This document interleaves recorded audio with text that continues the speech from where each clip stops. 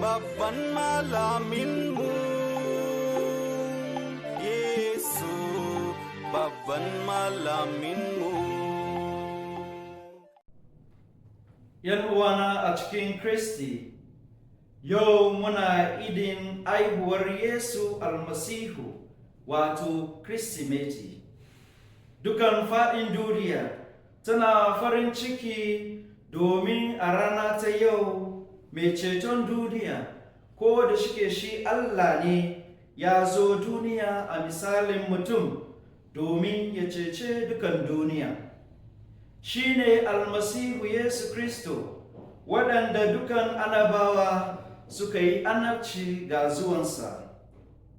Haihuwar mai cetonmu Yesu a cikin duniya ba ma'auni ko shiri na gaggawa daga wurin Allah don ceton duniya ba ne. A maimakon haka, cikawar alkawari ne na Allah na har abada. Shi yasa shi manzo Bulus ya rubuta a wasiƙa ga Galatiyawa Sura 4:4 ya ce, Sa'a da cikar zamani ya yi, Allah ya aiko ɗansa haifefe ta mace. ‘Yan uwana a cikin Kristi, yayin da muke murna da farin ciki na madawa miyar aihuwar Yesu, wadda ta faranta wa mala'ikun Allah rai, bari mu ma mu zama masu farin ciki ga Ubangiji domin wannan abun al'ajibi wanda Allah ya yi wa dukan duniya.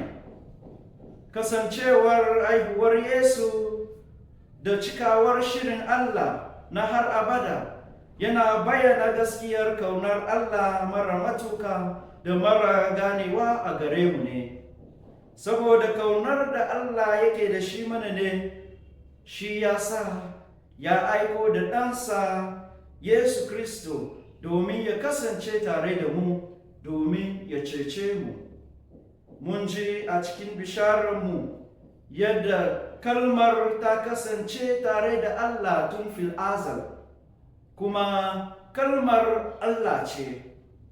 Yau kalmar nan ta zo a cikinmu a misalin mutum ne kamar mu, shi ne kuma hasken da ya zo ya rinjaye duhu na dukan duniya, wanda ya gaskanta da shi ya sami ceto.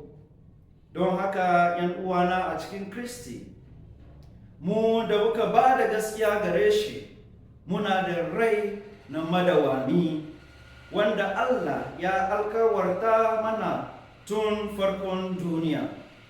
Duk waɗannan ba za su cika ba in ba don kaunar Allah ga dukan ‘yan adam ba.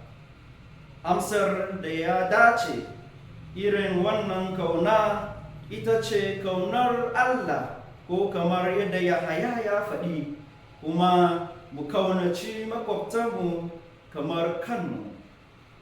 Bikin Kirsimeti dama ne na nuna wannan kauna ga wasu ta ziyararmu da bayar da kyautayi na Kirsimeti, musamman ga marasa lafiya, talakawa wanda ke gidan yari da tsofaffi. Muna kawo Yesu Kristi wanda muke bikinsa a gare su ne. A ƙarshe, bari zuwan Yesu a rana ta yau ta kawo mana salama da farin ciki a kullayomi, musamman a ƙasarmu Najeriya da duka faɗin duniya. Kuma bari Ubangiji Allah ya sa muku albarka, Uba da Ɗa da Ruhu mai Sarki. Barka da bikin Kirsimeti.